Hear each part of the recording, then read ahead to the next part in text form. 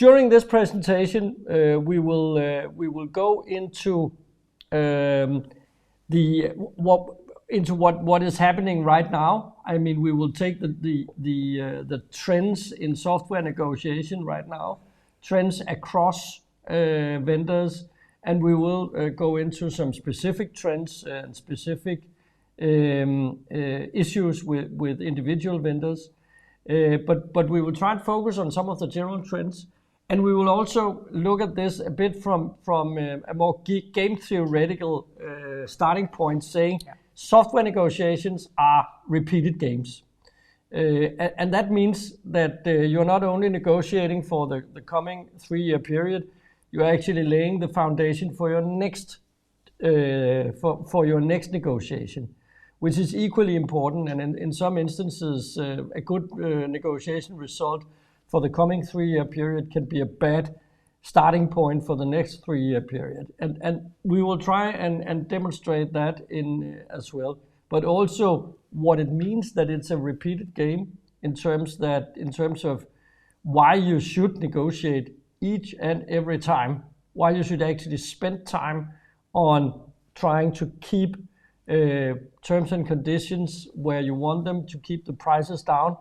Because if you slack in just one period, you will be punished in eternity, right? So that's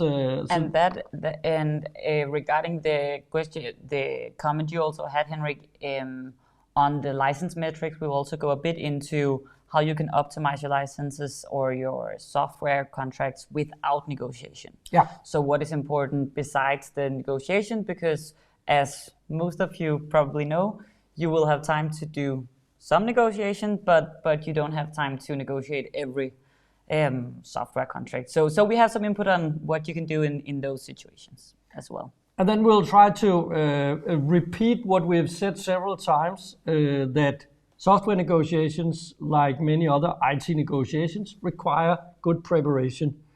And data is a nice thing to have in your negotiation. So make sure that you spend time gathering relevant data before you go into a negotiation, and we'll give you some advice on how to do that and what data seems to be working with the vendors right now.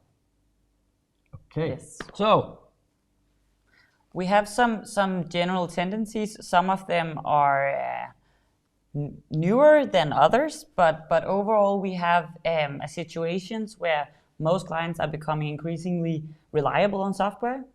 We'll go a bit more into that, but that is regarding software is basically where you do all your critical business processes and your critical business operations. So software is becoming increasingly important for everyone and also increasing in spend. And this is the time where I just take my latest issue of Quarterly Analytics, and just can tell you that that is true. Because if you look at the Danish market for software, it's a 38.6 billion Danish kroner market out of the total IT market of 111 billion Danish kroner. So it's like 35% of the IT market right now, the software. Which is an increasing share from when we started to generate these data. So not only is the market growing, the proportion that software is of the total market is also growing. Yeah, we are becoming more and more dependent and reliable on software. That's true. Yeah. And while the use of software is increasing, so are the prices. They are becoming, as the software becomes more important to clients, software vendors also tend to increase pricing because they can, so to say. There are several reasons for this. They change the license metrics and the terms and conditions, but the overall trend across software markets, both for the very large vendors, but also what we see in the mid segment, are that they are increasing prices. Which is interesting, because many of the software vendors actually expand their user base and the underlying cost of providing the software is not really going up that much. So it is because they can. And so for most of you guys, you have both a Q and a P that's rising, meaning that the software spend in several cases are exploding in your hands. So we will do our very best to give you a bit of input on how you can mitigate some of that. Yeah, basically you can say that the people on this call, you represent the group of people that can actually do something about this, because negotiation, as we will demonstrate, is possible. It is actually also important. Especially because as your spend increases, so does the savings potential, so to speak. There is a lack of transparency in the market. The prices are set arbitrarily, and as Henrik mentioned in the beginning, you also have these very different license metrics, which makes it very difficult to compare different vendors, for instance. So if you are able to calculate through these things and purchase the licenses at the most optimal plan for you, and negotiate the pricing, you are able to make some significant savings on these types of agreements. And then we have the repeated games at last, which we will also get back to what that means and why that makes it very important that you make sure that your prices and your terms and conditions are favorable throughout the agreement and not just the first few years.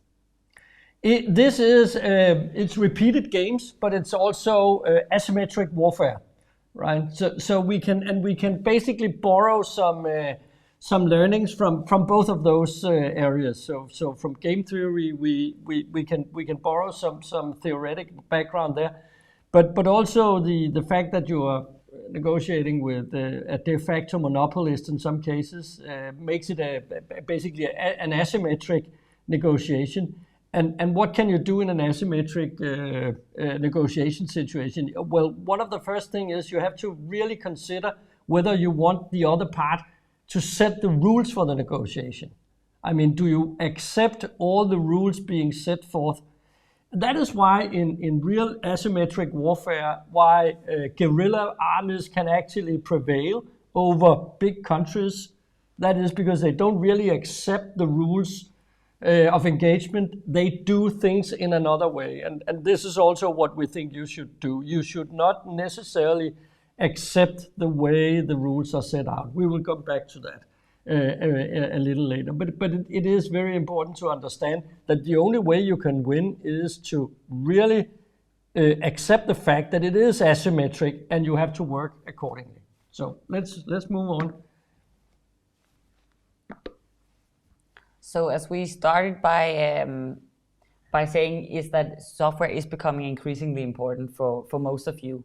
And that is both because increasingly many processes are going on digitally.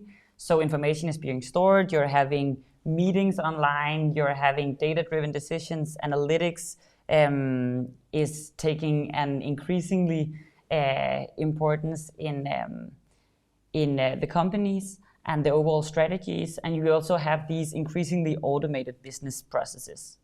Globally, that means that the share of the software market has increased by, I think it's almost doubled the past 5 years, according to Gartner.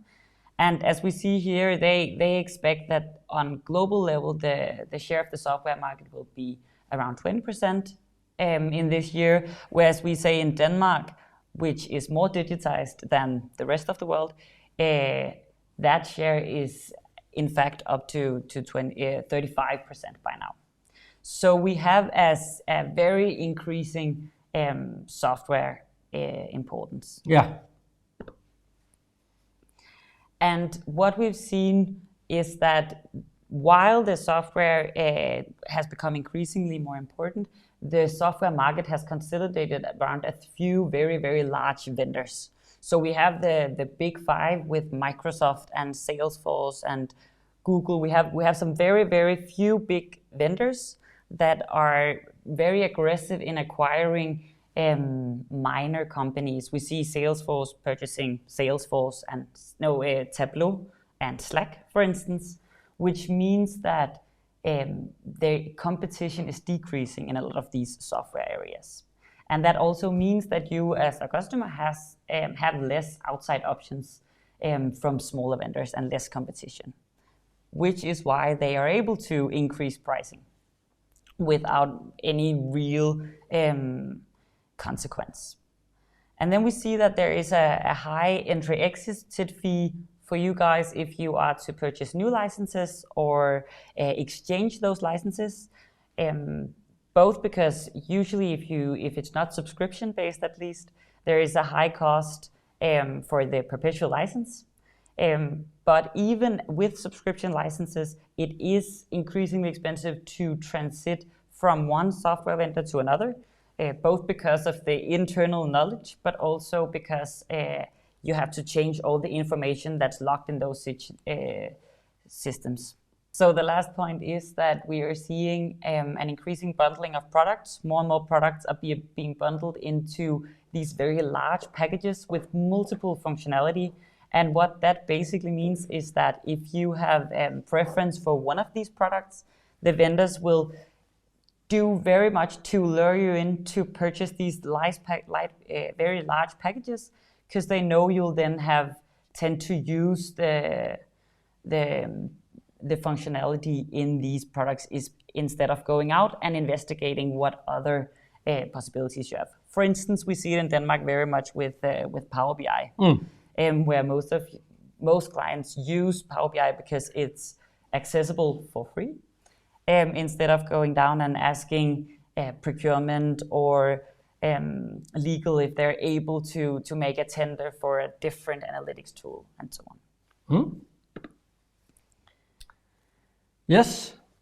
So what we're seeing is they are increasing prices, as we said. This is the example from a previous webcast on Microsoft, where we just see for the past 1.5 years, they've converted the CSP to an NCE, which is the new commerce experience. You like to call it the new costly experience. Yep. But it basically means that the monthly pricing are increased by 20%.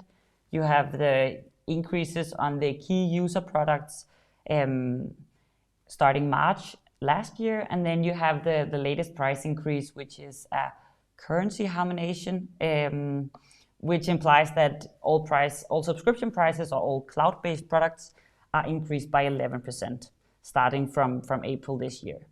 And that just means that, and this is a general tendency that we see not just with Microsoft, we see that SAP just increased their support fee as well, as of January this year, I think. So we see it with both the big vendors, but we also see it, and I think Salesforce even bakes some increases into a lot of their agreements, but we also see it for the more niche products with Autodesk, one of these CAD solutions for engineering, where price increases are expected every time you renegotiate that agreement or make a new agreement. So it is a general tendency we see across the software markets. And in this, we haven't even factored in the fact that if you buy software as a service, the underlying infrastructure they use is actually getting cheaper. So if you were to follow the market on the operational part of what you are buying, that price should actually have gone down. And again, you could go to quarterly analytics to see how much it should have decreased over the last 3 or 4 years. So that's not even factored in. So they increase the price even for software as a service products, where part of what they deliver actually should be cheaper. And this is just a deep dive on the specific increase that Microsoft just announced, the latest price increase also from the last webcast, that if you are renegotiating Microsoft within this year or next year, we think you should go visit that webcast as well. Yeah, on our YouTube channel regarding the 11% increase. And just a plot spoiler for that one, 11%, you can't really justify 11% in any way if you look at the currency exchange rates differences over the time. So there's no real justification for doing that, other than we believe that 11% was a nice figure to increase the prices. And the same accounts for, so you have the sales products which have the decreasing cost underlying, but the pure software products, we do not see any reasons for a price increase from increasing energy prices or inflation, and what the other explanations are for those increases. Okay, so now we get to what we really love. Data-driven analytics, and the fact that we have been watching this market since 2009.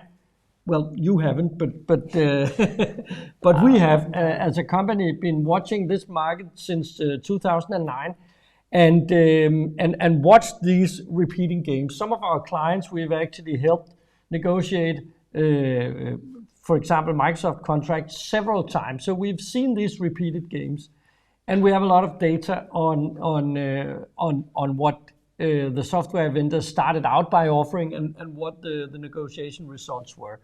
And this is what makes it possible for us to do graphs like these. And this is just the Microsoft and the SAP, where you have the price or the discount on the y-axis, and then you have the contract size on the x-axis. So you have that these very large contracts does not necessarily get the highest discount or the lowest price. You have a very big variance in prices in general, and the tendency is not necessarily decreasing prices as the contract size goes up. Just a little disclaimer: the left graph here, the y-axis is the price. It's the discount on the SAP example. So you wanna be on the lowest points on the right graph and on the highest points. No, opposite, right, on the left graph. On the left. I'm very bad with. But that's exactly. And then you have so you have these very arbitrarily set prices, which makes it very important to negotiate and also know what others have achieved. As we always say. Yes. And you even have the software smile, which can be seen from the SAP graph especially. But what we see is that smaller clients often met with less experienced negotiators and maybe less negotiation effort from the vendors. So if they prepare well, they are in fact able to reach better pricing than the very large ones. That's the big spread of dots to the left side of both graphs actually indicates that if you're good, even if you have a small amount to negotiate with, well, you can actually get low price or high discount. So So even if you are small, you'll get better pricings. The very small vendors will usually get a higher price, which is also evident from the smile going up in the left side. But we also see that prices, in fact, especially with SAP, has increased with as larger as the vendors, as larger as the clients get, and that is due to the fact that they meet tougher negotiators and more negotiation effort from the SAP team, for instance, or some of the others. So it's very important to be aware of these dynamics in the market and negotiate a price so you, of course, are in the bottom of that software smile. Yeah, you need to be there, even though your spend is not necessarily in the middle. Right. Yeah. This is to put some numbers on it, and your box plot on the left. Take us through it, Mathilde. So for those of you not very into the Microsoft negotiation specifically, we have the different discount levels. So they have some official staircase discount levels, level A, B, C, D, where you have a different list price applying for each of those. And then you have our data plotted in. So you have how much discount each customer has gotten based on the level A list price for all of them, which implies that for the first graph, you see that the level A customer with the highest discount, thereby the lowest price, in fact have a higher discount and a lower price than the level D customer with more than 15,000 users who has the lowest price, the highest price and the minimum discount. So you have these clients with less than 2,500 users with better pricing than level D customers with plus 15,000 users. I mean, it is as extreme as the best level A client actually hits the 25 percentile in level D, right? Yeah. So that shows you exactly how much negotiation leverage you have, room of negotiation there actually is. Yeah. So as you see in this case, there is in fact a tendency that level D customers get better pricing, but that requires that you also prepare the negotiations and do a strategic negotiation. Yeah, the worst thing you can do if you're a big client is just to sit back and expect to get the best price because now you're level D. That will not work. And some of the things that work with all the software vendors is that it's very important to consider your full engagement on all agreements that you have with that vendor, but also that you prepare for the negotiations by identifying their interest and your own interest and seeing where is the overlapping interests and how do you use that strategically in the negotiation. So are there any triggers for higher discounts that you can use in the negotiation, for instance? That is what works very well. The right part of this slide, Mathilde, what is it you're trying to tell us there?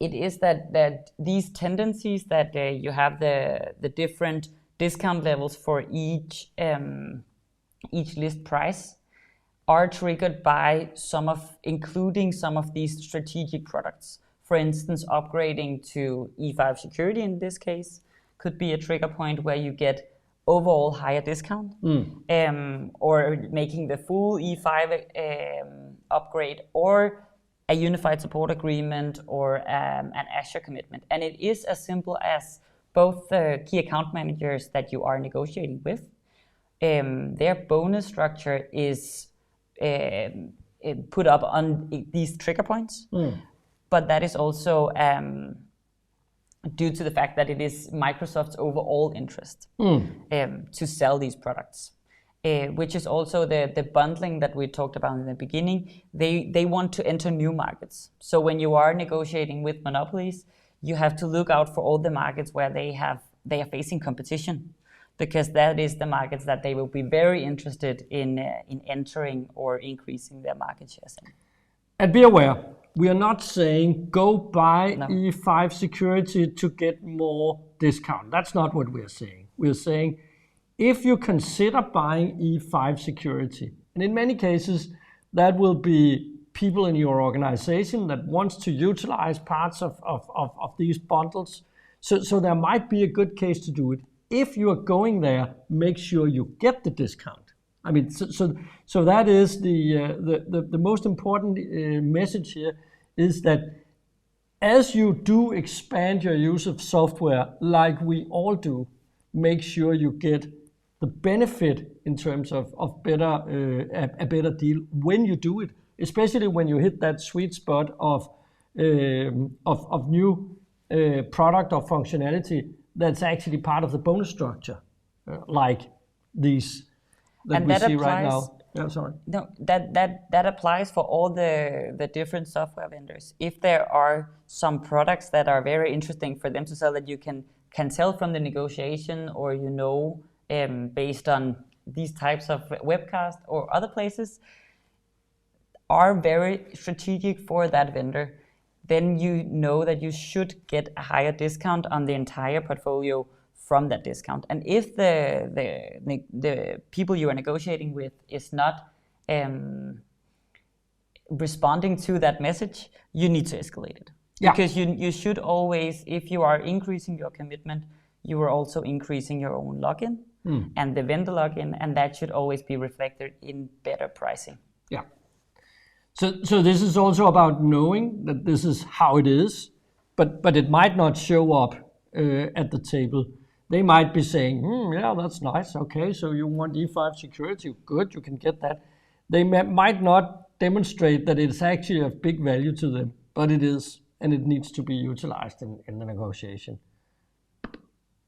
One other thing is back to the asymmetry of the negotiation. In many cases, the vendor will know what people in your organization would like to buy. Yeah. In many situations, they have a lot of people running around doing intelligence, right?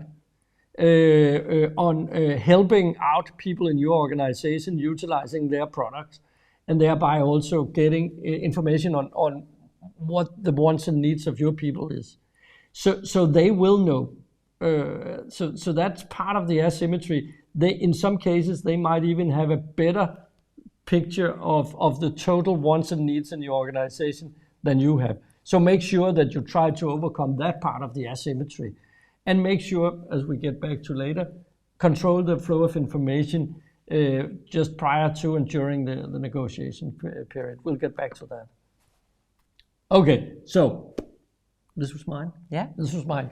So software negotiations are repeated games. And it's basically about making sure that you understand that what you do in this negotiation is important. It's important now, but it's also important for the next negotiation. You will be negotiating with these guys. Your organization will be negotiating with these guys perhaps 10 times, or at least 5 times more than this one. So if you look at the discount you get this year, that's the basis for the next negotiation. It is, please take your hands over your ears now, it's like negotiating your salary. Whatever you get now, you will have as the basis for the next negotiation. So it is important. It's important every time. It's important to do your job well every time, because as you go along, we can see here the cumulative effect of negotiation with a 5% discount every 4 years is actually 14% over that period. So it does matter what you do, and it also, I think we have that on the next one, right? It is important also how you get the discount. Yes. Because in some cases you'll get the discount as a roll-in discount, which actually means that it rolls out, because it actually means that you get the highest discount in the beginning of the period and then it gets lower. So here's an example. I think it's actually a real-life example where you have a client. They have today the as is an E3. The as is just an E3, but here including they're interested in the E5 license, security license, so just the security one. They can buy that in one of two ways. They can stay with their E3 license, and then they can buy the E5 security, or they can buy the full E5. And what do you think Microsoft would like them to buy? Correctly, they would like them to buy the E5. So this is how Microsoft constructs the offer to the client. So you can get the E5 security. It will actually, it's a flat pricing structure.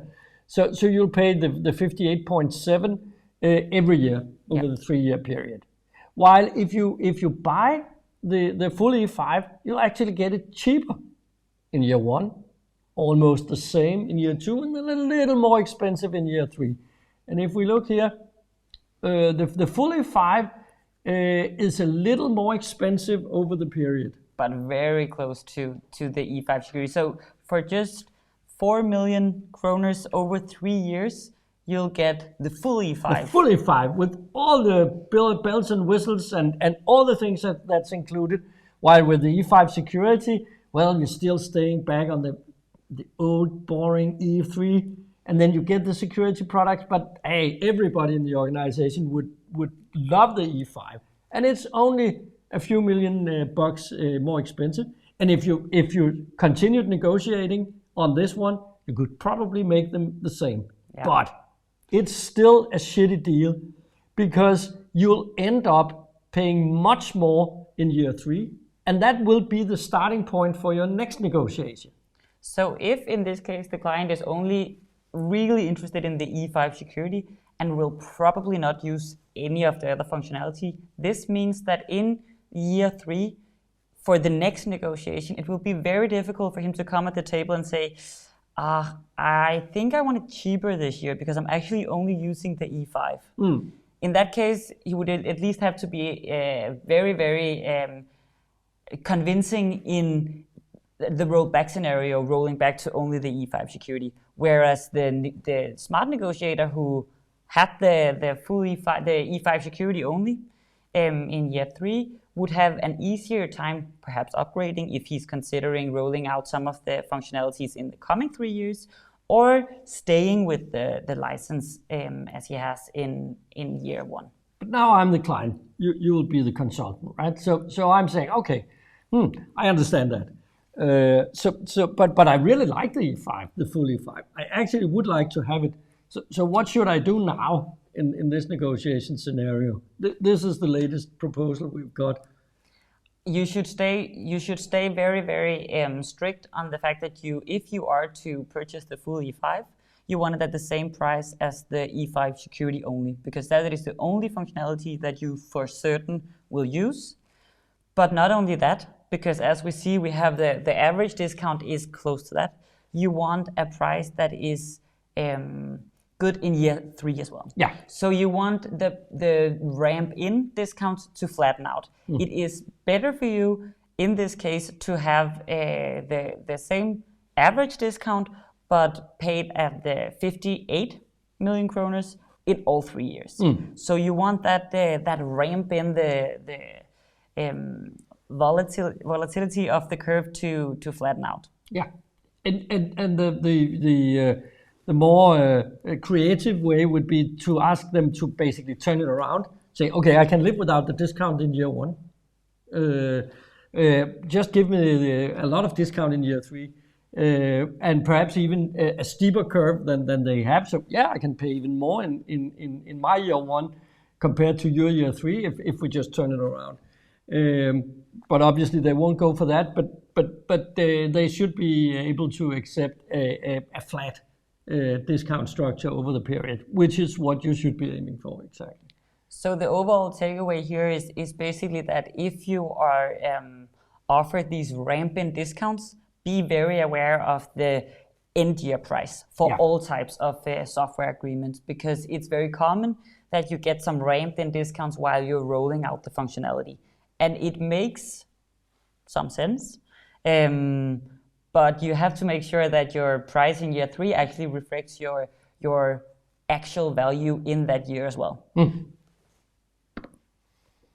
Okay, so let's take a little more how-to on how to actually approach the, well, basically what we're saying here is not how to approach the negotiation, but how to approach... Just put a picture of us. Oh yeah. Yeah, they can't see us. They're missing us. It's true. So we're not going into. We will wait a little with the negotiation. This is more of the program approach. Yeah.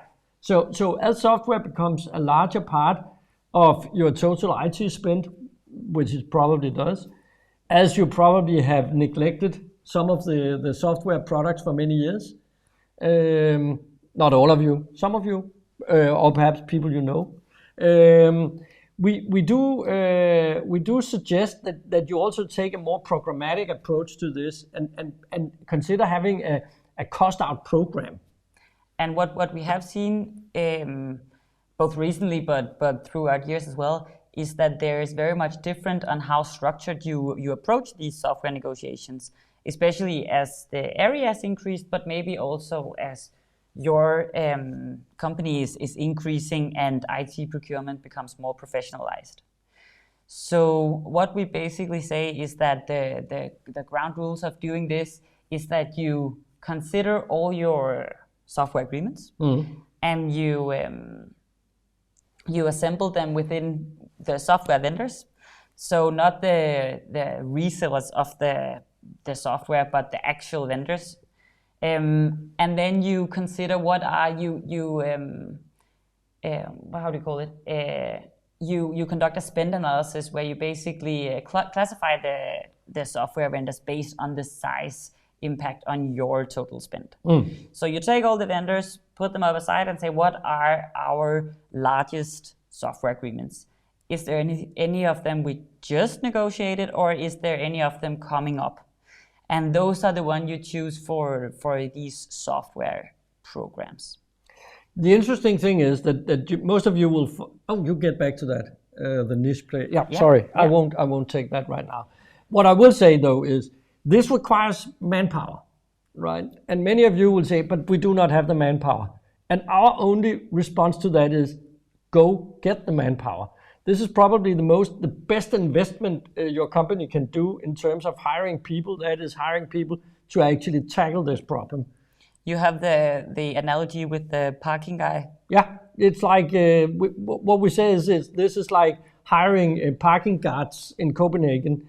It's a very silly place for the municipality to save money, is to try and fire parking guards. I think they should, but it is a silly place for the city to save money, like it is for you to have too few people doing vendor license management and negotiation with, for example, software vendors. I mean, the sheer numbers in play here are so much bigger than the salary of that extra parking guard / vendor manager / software asset manager. So go do it would be the message. And we can help you benchmark the size of your vendor and contract management organization to your peers that do this well. If you want us to do that, we can help you tell you how many people you actually should be in that organization. But also because you see that as we said, the prices are set arbitrarily, and the clients with the higher prices are those not negotiating at all. Because what we see is that most clients are offered list prices at first. If you do not negotiate and you do not enter the discussions with the vendor, they will obviously charge as high price as they can. And that is also why many of you see that you are offered or proposed a list price for the first initial proposal from the vendors. That is because some accept these offers, so why not try to maximize profit? Exactly. The strategy, yeah. So the tactics really of the vendors here is to make it difficult and prolong the process and start out with really bad proposals. Yeah. So besides the sheer spend of each vendor, you should also consider what are the doability. How much effort will it require, and how difficult will it be to negotiate these agreements? And that depends on what are the savings potentials. Some of the vendors, for instance, Oracle, have very, very high discounts. SAP as well. So where are the very large variances in these for these different vendors?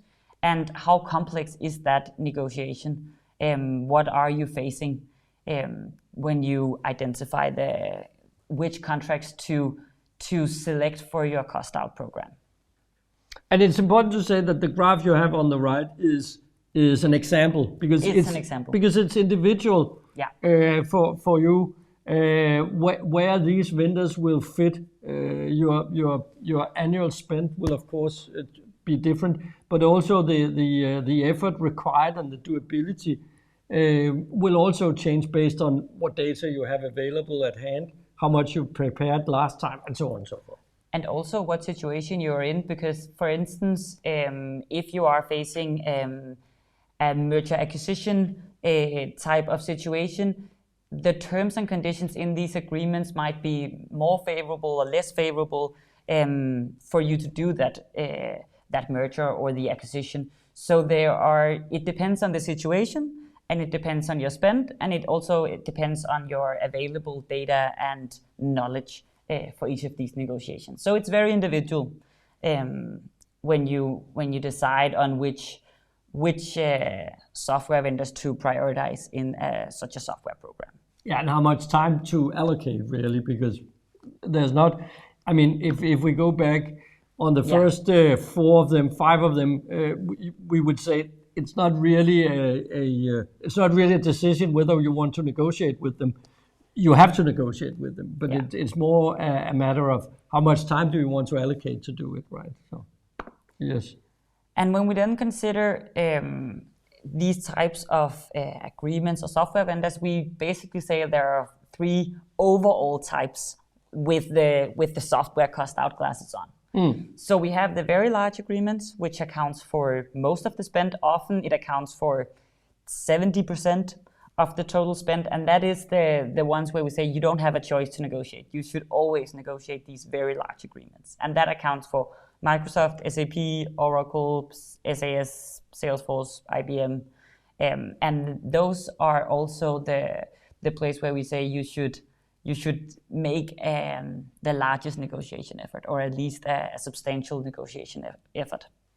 You should do some online license optimization, and if we have the time, we'll go briefly through what that means for some of these large vendors. And then you should, of course, always benchmark to see what are the fair price. Read your quarterly analytics. We have guides there for many of those on what you should pay special attention to.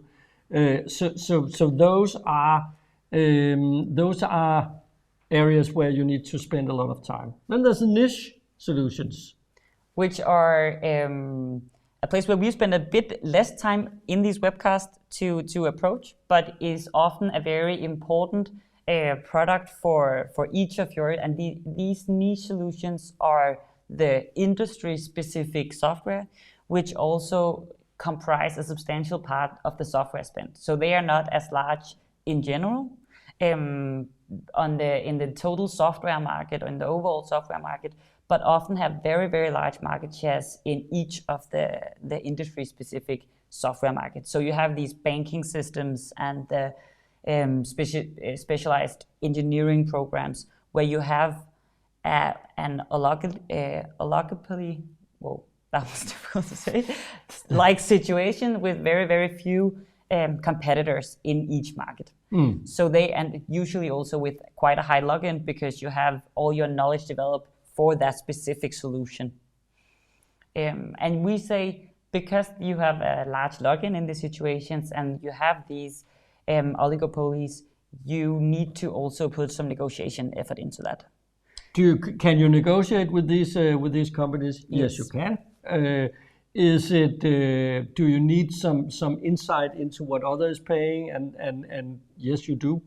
And also you need to consider a lot of the levers that we'll go through during the remainder of the presentation. A lot of the negotiation levers are the same.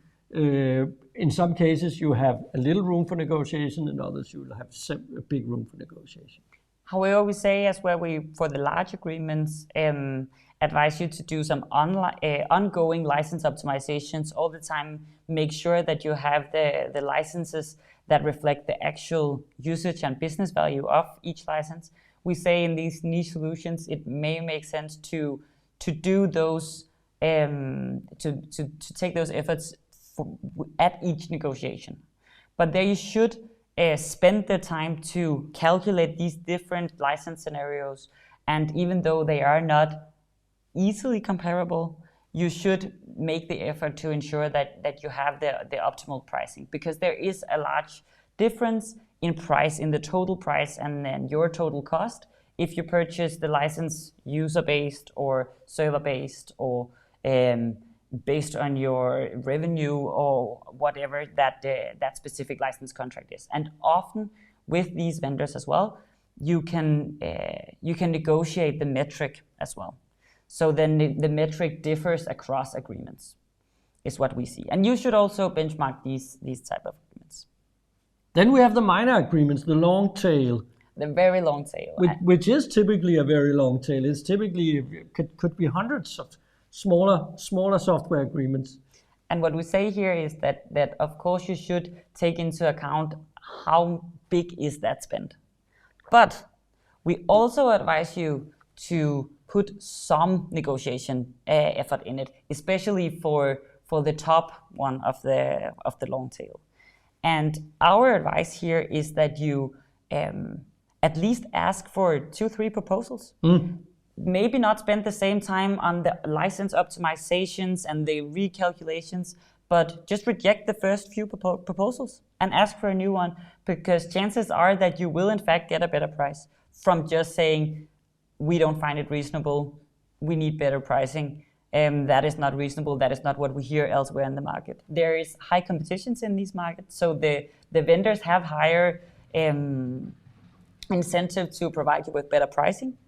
And usually you only get good pricing by asking for it. Exactly. So, I mean, if nothing else, hire 2 students, have them write letters to these saying, we think the price is too expensive, we're considering alternatives, whatever, and ask them for a proposal and give them the playbook that how to reject proposal number 1, proposal number 2, and proposal number 3, and see what happens. I mean, the cost of doing something like that is minimal, and I promise you, you will call me back and say, thank you, Henrik, for that fantastic advice, because that will give you a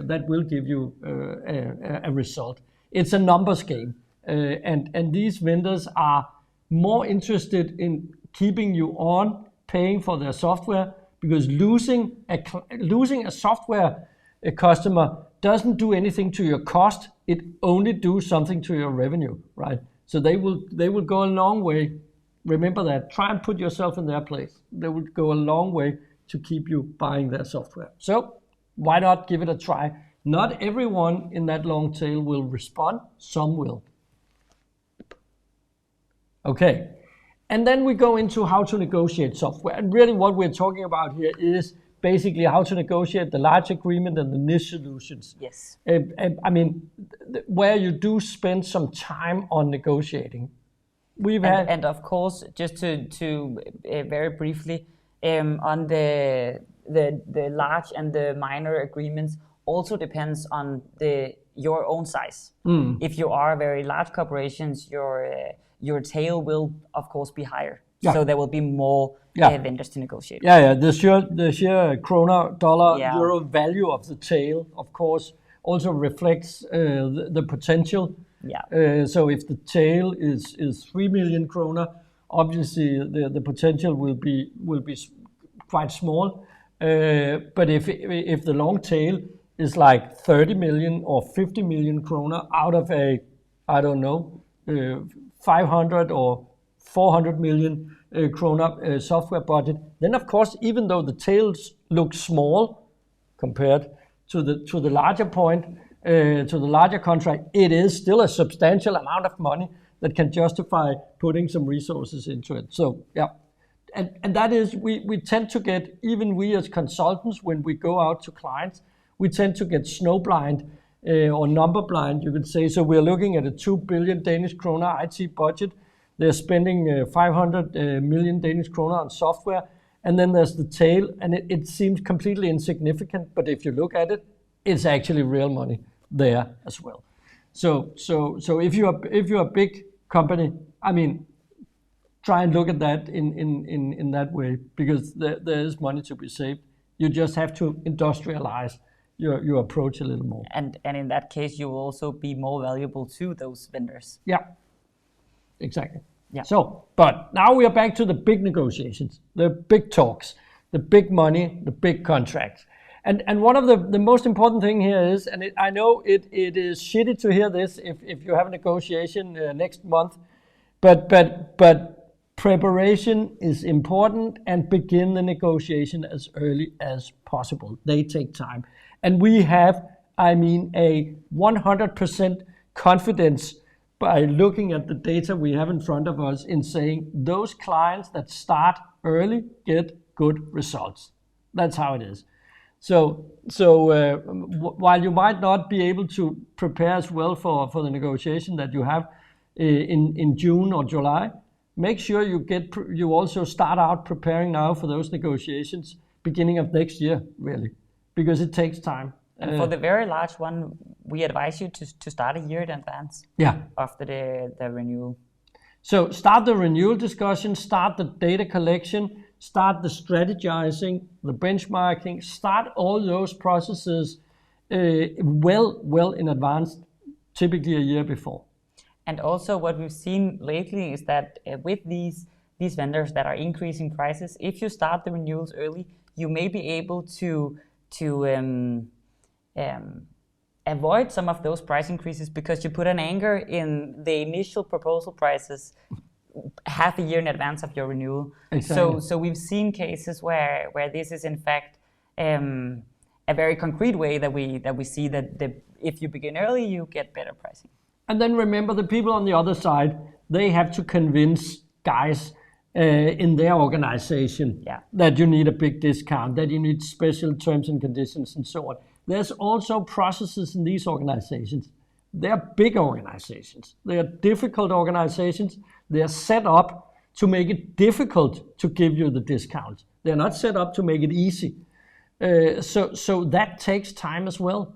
And the people you meet at the table, I won't call them poor people or people that we should feel sorry about. I won't say that, but we just have to understand that those are people that have to negotiate backways in their organization. You even have to allow time for escalation. They might not be given the mandate to give you the discount you need.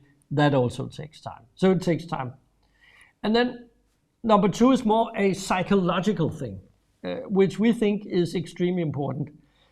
From we started out in 2009 until now, we've been struggling with what we've called the Stockholm Syndrome in software negotiation. The perception that we cannot negotiate because we are in front of a monopolist and they can just dictate everything. We just have to love our hostage taker here. And that is not the case. And we have to keep saying that. We have to keep saying that on these webcasts, and we have to keep saying that to our customers, even those that we've talked with before, is that yes, you can negotiate. And we have to demonstrate it with the numbers that we demonstrated before. We hope that you will be convinced by data, but if not, then at least trust us, because we've seen this so many times. You can negotiate. There's a lot of ways that you can do it, but obviously you have to prepare.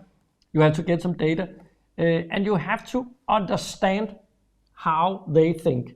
Not only how the people think, but how the organizations think. What's the logic within the organization? And what's important right now, because what's important right now is not what was important 3 years ago. Then we have the ducks in the organization. Yeah, keep your ducks in a row. And the ducks are all the other people in the organization. Management, technical staff, everyone else. Yeah. Microsoft, whenever you buy a Microsoft license, half of the revenue goes to the people working in Microsoft Denmark, right? If you buy the license in Denmark. So half of the revenue goes to the local salespeople and support staff, meaning they have a lot of people. You spend a lot of money, they have a lot of people, and those people are there to help you understand how you can utilize your Microsoft products, SAP products, Oracle products, whatever product, in the best possible way. So they have a lot of people working in your organization, and therefore keeping the flow of information during just prior to and during the negotiation is extremely important. You don't want them to know how much you want a given product.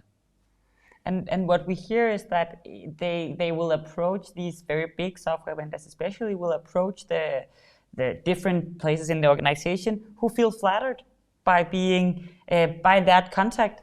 Yeah, they might not only flattered, but flattered, yes, but also they actually like to talk to people who know something about the products they're working with every day. So it's pretty I mean, both understandable and probably a good use of those people is to invite them in and have them help us find out how do we set up the security products and so on. It makes sense, but control the flow of information. This comes back to a term in negotiation theory called the negotiator's dilemma. The negotiator's dilemma is really that you want the other part to understand what's important to you, but you don't necessarily want them to understand how important it is to you. Because the only way we can negotiate is if they understand, you're interested in buying security products from Microsoft, but they don't need to understand that you've actually already made the decision to use Microsoft products, because that kind of erodes your negotiation position.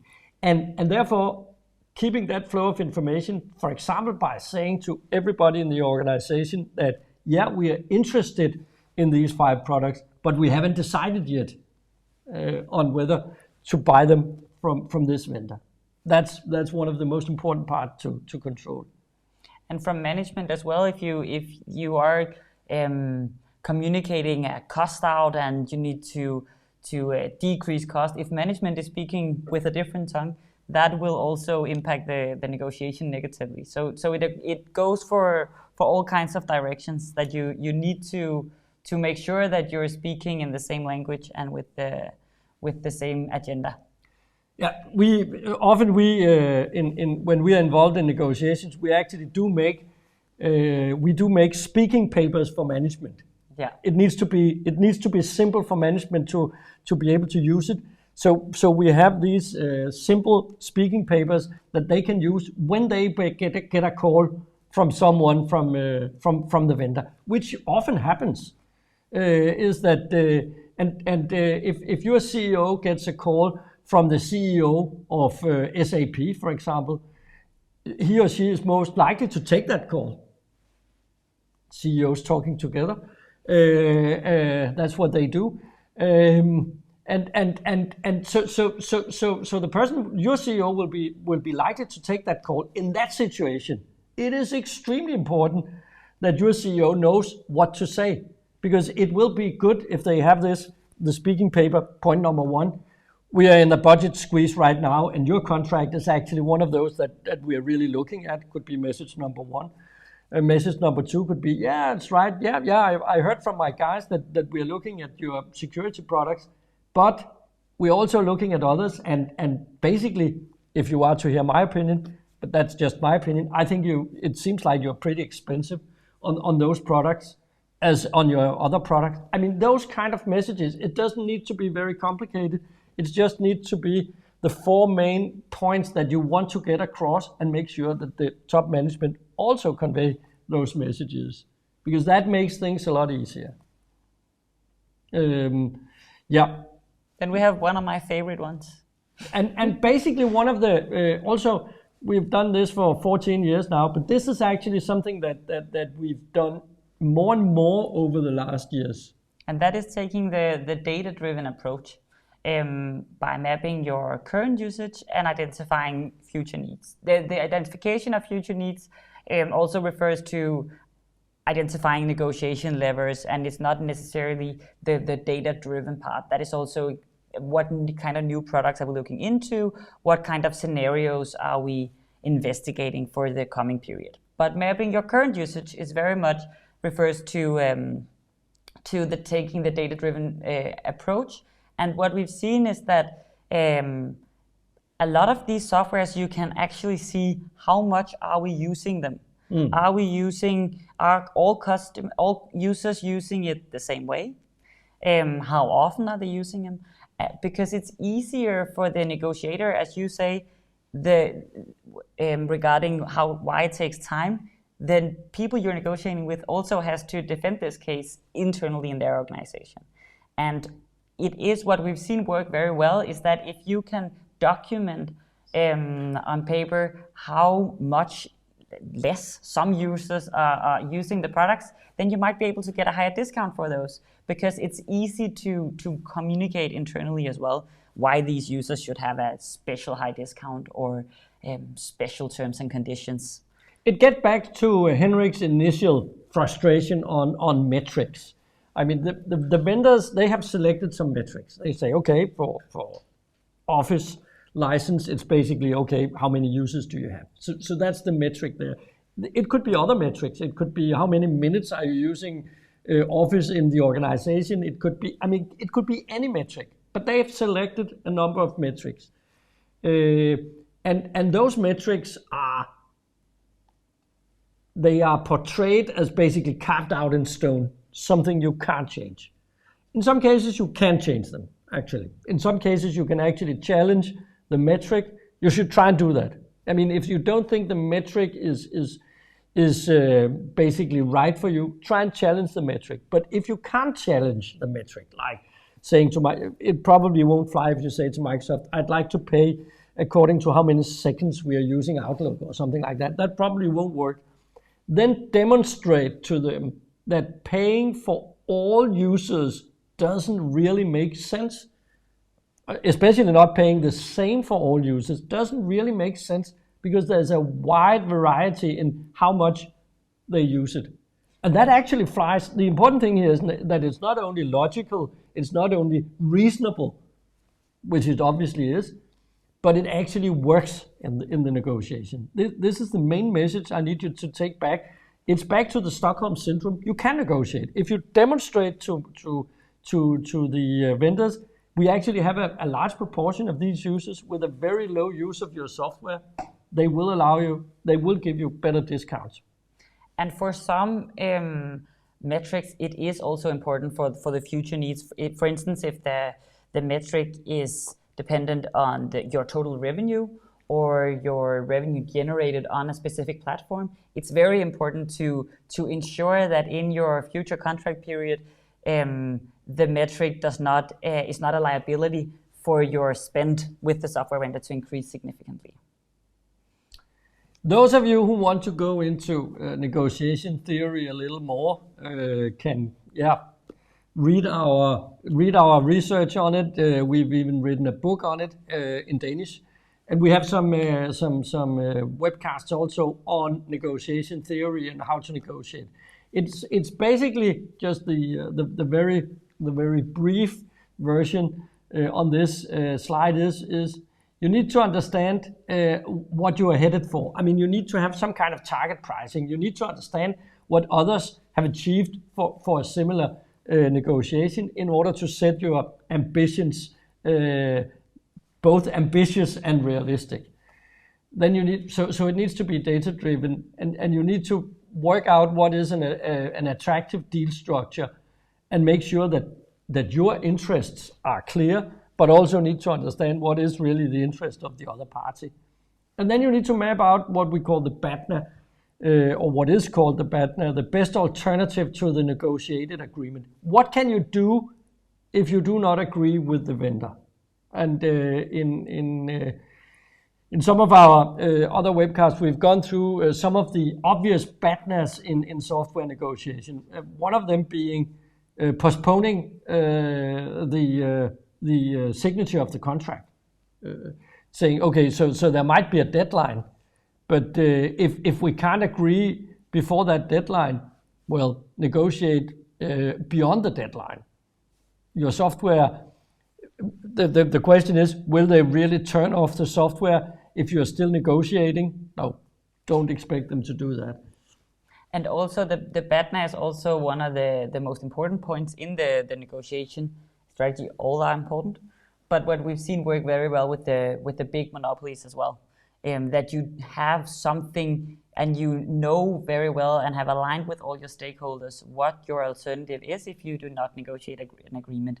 For instance, are there any security products or other products we can roll back, fall back on? Are there any SAP modules we can stop using? What are our possible options if we are to decrease our total spend with this vendor?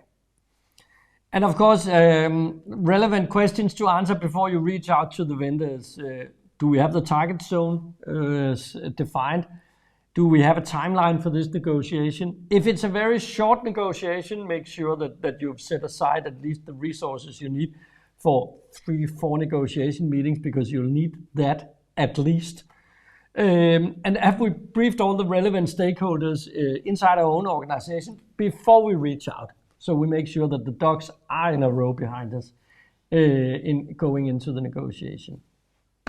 Okay, so it takes time.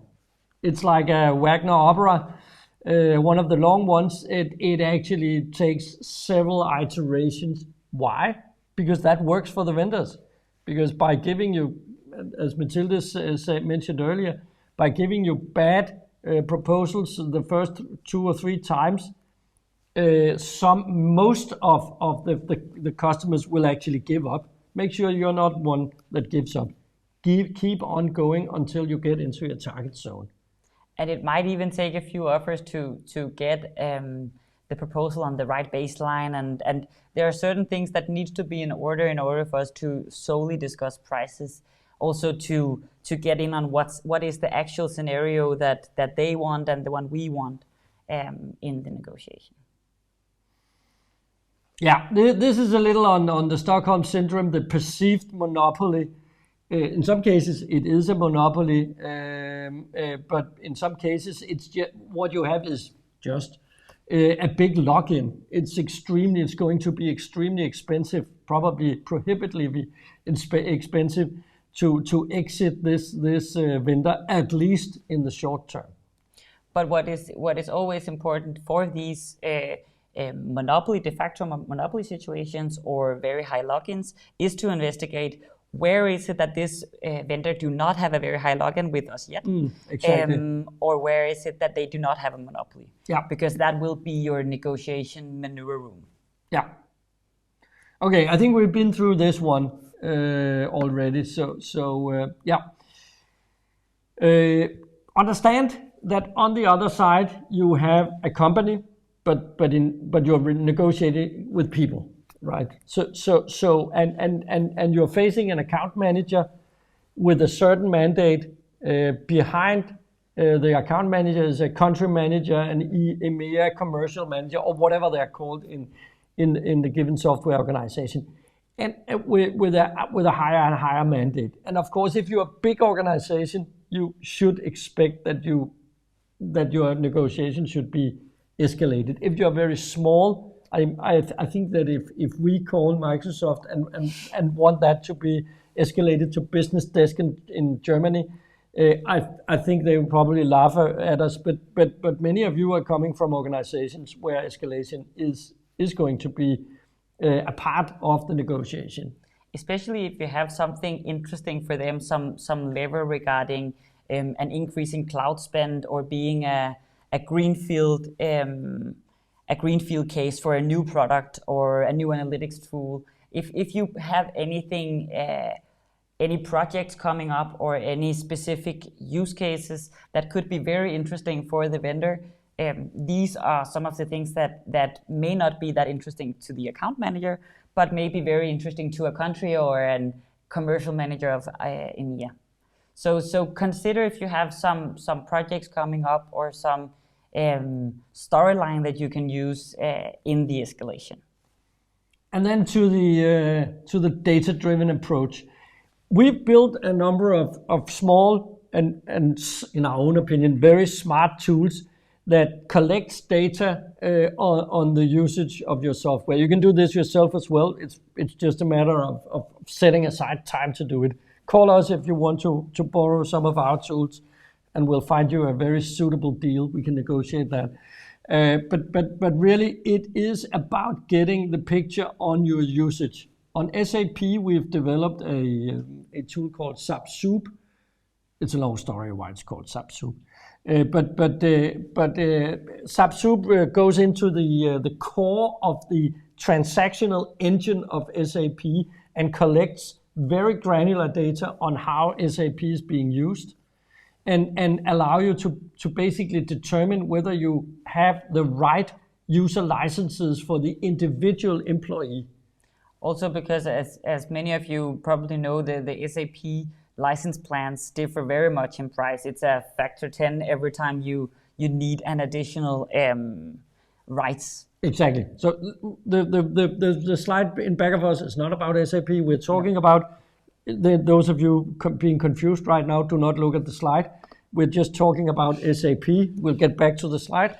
But on SAP, it really is about making sure that you have the right user licenses for the individual employee. And if you have like 5,000 or 50,000 employees, even if you have 1,000 employees, it actually does make a lot of difference for your total cost picture if let's say 30% of those have a too big a license, which is often the case.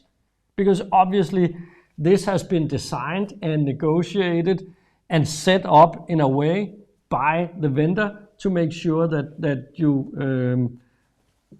I have it here. You have it there to make sure that you are constantly over-licensed. Yeah, so you always when you, and because for instance SAP can be somewhat aggressive in the audit practice, a lot of customers make sure that they at least have the right licenses, and what we see is that you're typically very over-licensed. So we've developed a tool to say how much license do you actually need, and even with a buffer on that, or how you want to call it, you can usually make significant savings just by reducing your volume of the high licenses. So in this case, we have 2.4 billion transactions over a 3-month period. So we're really looking on a granular level, and basically it shows you, if we take ourselves away here, that only 5% of those users are in fact heavy users, and that almost 60% are super light users, having very, very few the executions each month. Yeah. So they could do with a lower license plan. Yeah, and basically we can translate it into their own license plan saying you are over-licensed. Now this is the newest thing we're doing.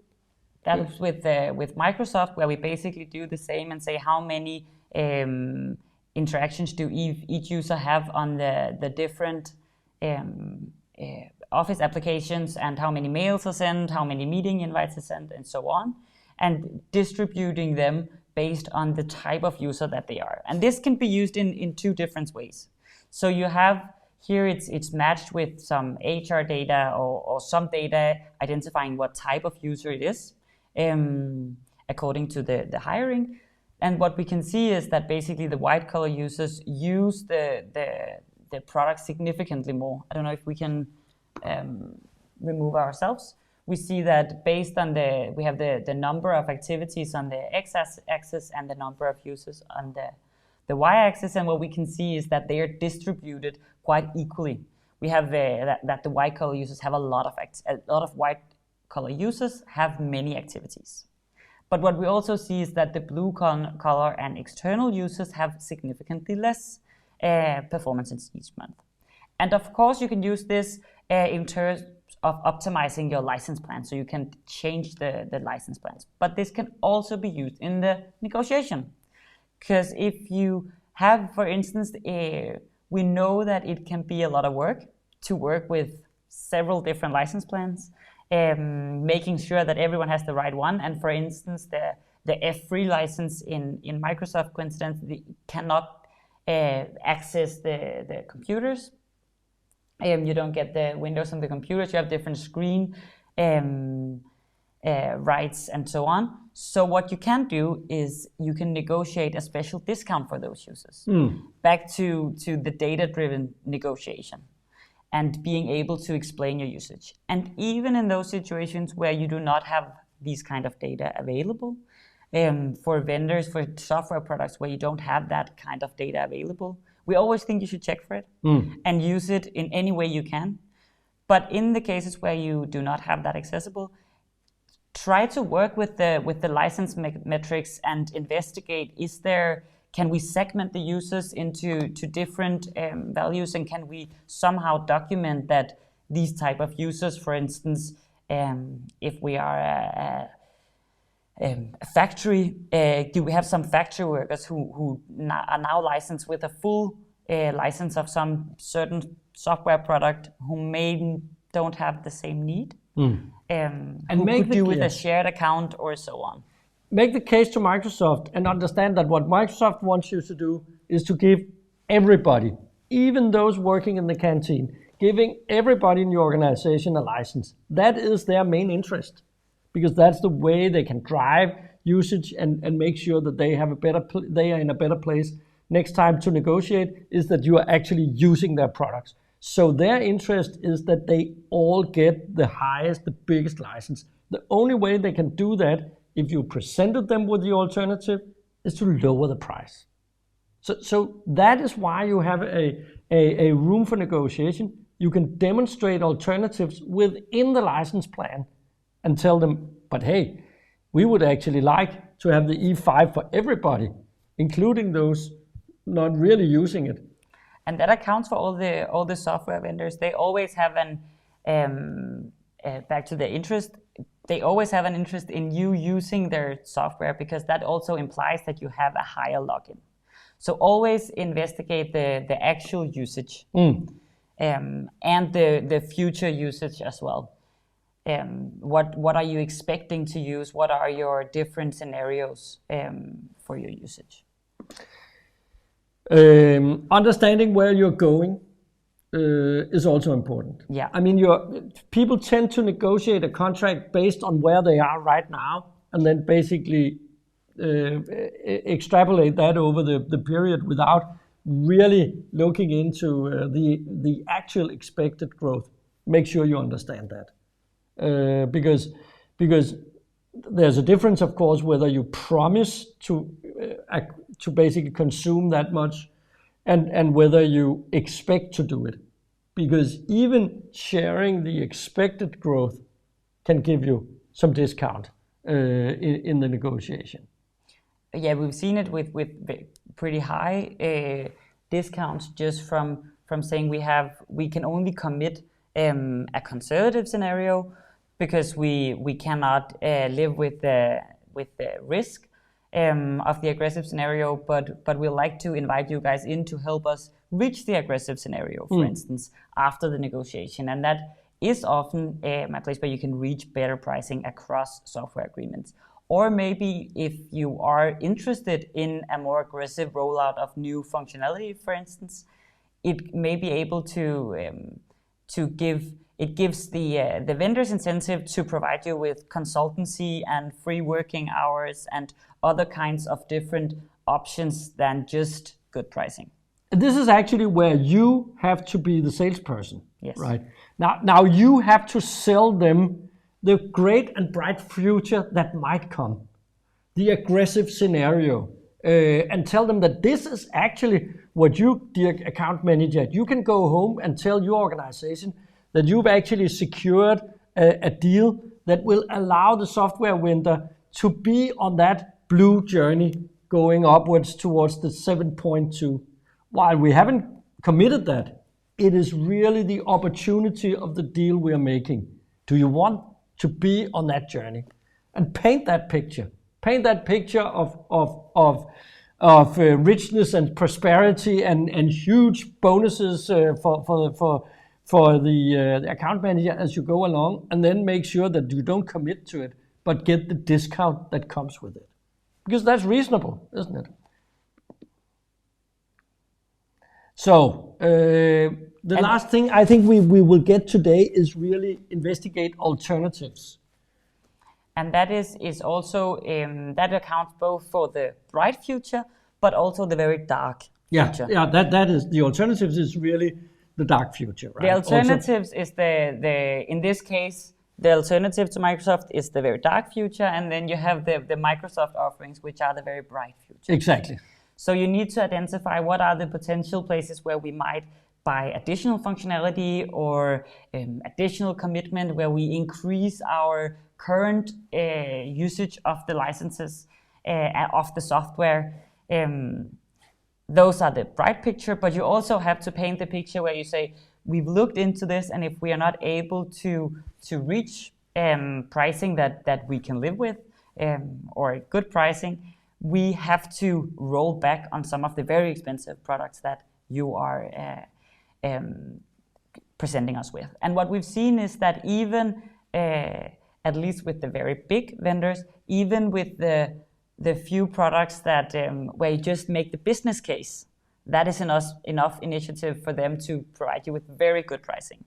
That you do not have to go very far down that road. And of course, because they know. They know. Obviously, better than you do, what the threat is, because they're facing it every single day. Yeah. So yeah.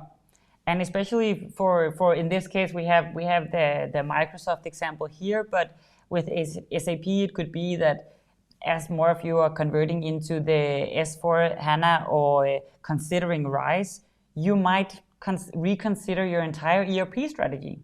This might be the time to reconsider if SAP is the right solution for you. Could we convert some of that functionality to a different provider? And just explaining that and proving that in the negotiation can provide you with better pricing. Even the threat of you initiating an analysis project to investigate this is something they want to avoid, right? Yeah. So it might, the threat is not we are going to shift in 2 years' time. No, the threat could be we are actually initiating a project with this consultancy to help us investigate alternatives. They don't want that either, right? So this is what keeps monopolists awake at night, those kind of things, and utilize that.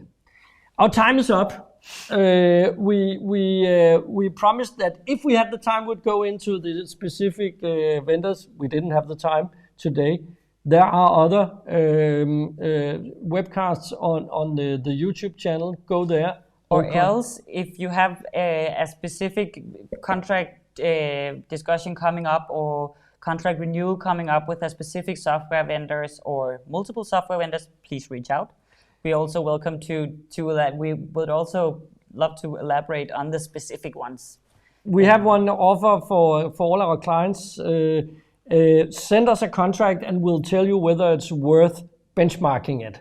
So basically, if you get the answer back, it's not worth benchmarking, it means it's actually pretty much on benchmark. And therefore, if you want us to take a look at your contract or a specific proposal, send it to us. It's free. We'll give you feedback on that. We definitely won't give you the target zone without going into a project, but we will give you a basic green, red, yellow, red. A traffic light marking on your contract. So reach out. We are there. Thank you for your participation, and hope to see you soon. And on a webcast in the near future. Thank you very much. Thank you very much, everybody.